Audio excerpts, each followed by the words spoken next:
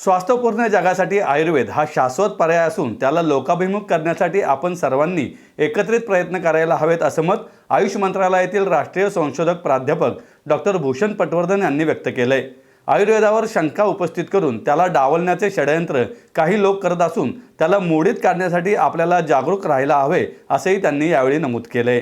श्री सद्गुरू Vishwanath Maharaj रुकड़ीकर trust Kolhapur आणि विश्ववती आयुर्वेद चिकित्सालय व संशोधन केंद्र यांच्या संयुक्त विद्यमाने आयोजित श्री विश्व व्याख्यानमाला व 7व्या राष्ट्रीय आयुर्वेद परिषदेचे उद्घाटन डॉक्टर भूषण पटवर्धन यांनी केलं।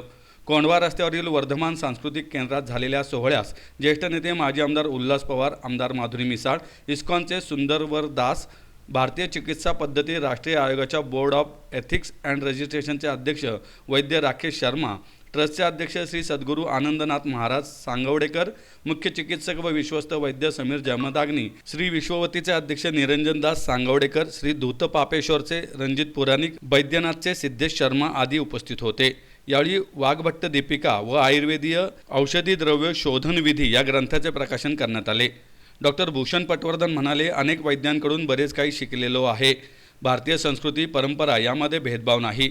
नवनवीन संशोधन नवोन्मेष करून आयुर्वेद अधिकाधिक विकसित व समृद्ध करण्यासाठी योगदान दिले पाहिजेत। माधुरी मिसाळ म्हणाल्या, भारतीय चिकित्सा आणि ज्ञानवंत सर्वश्रेष्ठ आहे।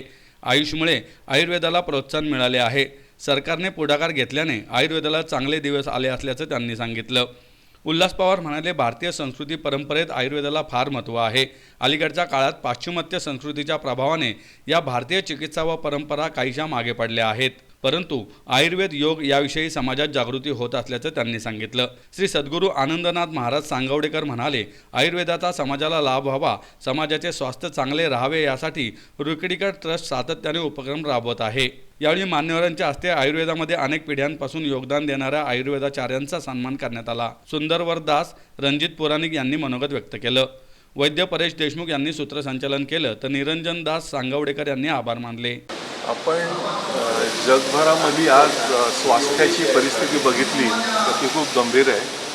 फक्त करोनामुळेच असं नाही तर आपण बघितलं असेल की नवीन औषधं यायची प्रक्रिया खूप मंदावलेली आहे आणि जी औषधं बाजारात आहेत त्यांचे दुष्परिणाम येत आहेत, नवीन रोग येत आहेत। त्यामुळे दोन्ही बाजूने हे संकट आहे आणि या संकटातून बाहेर पडण्यासाठी लोकांना त्यांचं आरोग्य त्यांच्या हातामध्ये देण्याची गरज आहे। औषधांपेक्षा आपण काय केले, भारतामध्ये तरी आरोग्य आणि वैद्यक हे दोन्ही समानार्थी शब्द असल्यासारखे आपण वापरतो। मेडिसिन म्हणजे हेल्थ नाही, आपला स्वास्थ्य जेव्हा जातं, म्हणून मी आरोग्य शब्दसुद्धा वापरत नाही, स्वास्थ्य वापरतो। जो आयुर्वेदाचा शब्द आहे, स्वतःमध्ये स्थिर राहण्याची क्षमता, त्याच्यामध्ये मानसिक क्षमता खूप महत्त्वाची आहे आणि आपल्याला जी नैसर्गिक देणगी दिलेली आहे आपले रोग बरं करण्याची, आपलं स्वास्थ्य राखण्याची, ती आपण विसरून गेलो।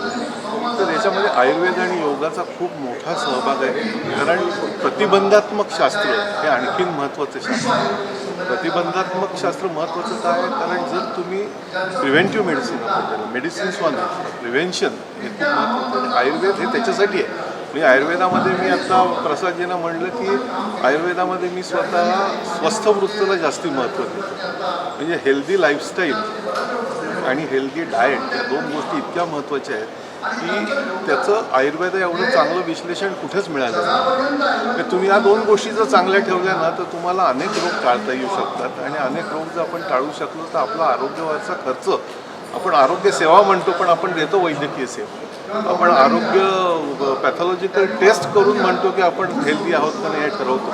ते सगळीची सिस्टीम आहे ना ही वेस्टर्न ॲप्रोचमधून आलेली आहे आणि ती चुकीची आहे। म्हणजे मी तुम्हाला सांगेन की अमेरिकेमधली आरोग्य पद्धती जी आहे ती चुकीच्या मार्गाने चाललेली आहे आणि त्या मार्गाने आपण जाऊ नये। आपण आपली स्वतःची परंपरा अधिक सुदृढ करून लोकांचं स्वास्थ्य अधिक अबाधित ठेवायची आवश्यकता आहे आणि त्या दृष्टीने आरोग्य संवर्धनासाठी म्हणून आयुर्वेद आणि योग आणि भारतातल्या परंपरागत औषधांना खूप महत्त्व आहे। याच्यामुळेच जागतिक आरोग्य संघटनेने जगामधनं भारताची निवड केलेली आहे त्यांचं परंपरागत औषध केंद्र निर्माण करण्यासाठी म्हणून आणि त्याची सुरुवात जामनगरमध्ये झालेली आहे। फक्त आयुर्वेदामुळे सस्टेन झाले आणि खूप पहिल्यापासून आमच्या सरदेशमुख असतील की ज्यांचं कॅन्सर रिसर्च सेंटर वाघोलीला आम्ही बघतोय की आयुर्वेदाचे उपचार, त्यांचा आमच्या घरातल्या लोकांना त्यांनी केलेले उपचार.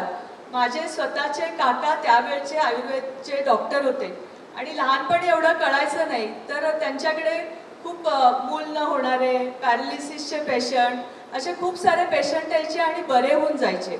आणि त्यावेळेस कळत नव्हतं आणि ती विद्या आपण घेतली नाही. आत्ता आपण ती विद्या पुढे आणू शकलो नाही, त्यांची ही खंत मला अजूनही वाटते. कारण त्यावेळेस काही कळतच नव्हतं, एवढं याला महत्त्व आहे आणि आपले काका कोणीतरी मोठे आहेत हे लक्षातच कधी आलं नाही आणि ती विद्या त्यांच्याबरोबर लोप झाली. तर असे खूप सारे ठिकाणं आहे की जिथे ही विद्या लोप पावली. पण आज मला असं वाटतं की सरकारने ह्याच्यात इनिशिएटिव्ह घेतल्यामुळे आज आपण परत आयुर्वेदाला चांगले दिवस आलेले बघतो. आणि आपण नेहमी बघतो की आपल्याकडे इतका खजिना आहे, पण जर तो परदेशातनं गेला आणि परदेशात त्याचं नाव झालं तर मग आपल्याला त्याचं कौतुक वाटतं.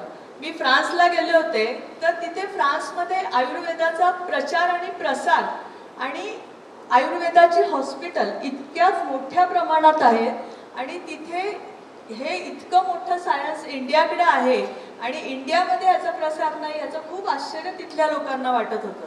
तर त्यामुळे आता आपल्याला कळते की विदेशात याचं खूप महत्त्व आहे आणि म्हणून बरेच लोक काही ठिकाणी तर मी बघते की फॅशन म्हणून आपण हा आयुर्वेदाचा एकदा करून बघू काय उपचार होत आहेत का काय.